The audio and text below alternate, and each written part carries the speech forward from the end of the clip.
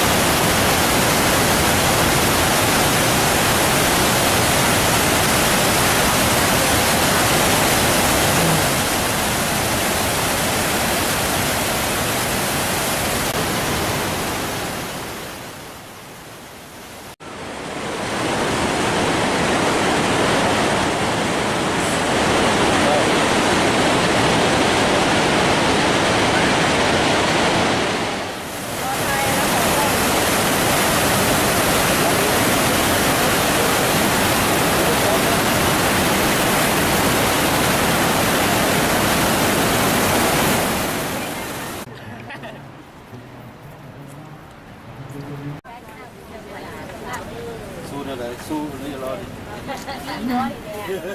ปวดหลังปวดเอวกินได้หันสิว่าขึ้นเขาตกเตียงว่าเป็นเช้าหน่อยตกดองเราตกไรเดียวไม่เนี่ยน่าจะบ่ดองผลิตภัณฑ์พื้นบ้าน ไม่ได้ดอง เป็นพวกประเภทสมุนไพรรายการให้มาจิบแก้วก็มีเป็นอุปการ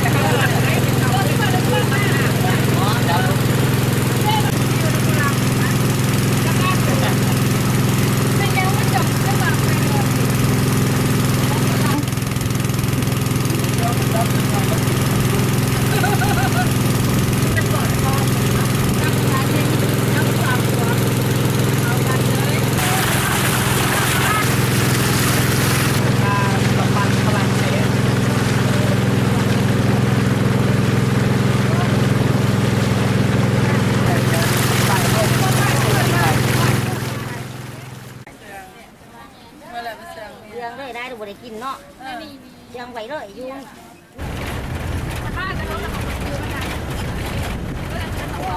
คนนี้ก็เขาต้องหมักเนาะมันยากี่เป็นต่ออยู่อ่ะนี่แหละต้องหมักแล้วพอไปเที่ยงนี้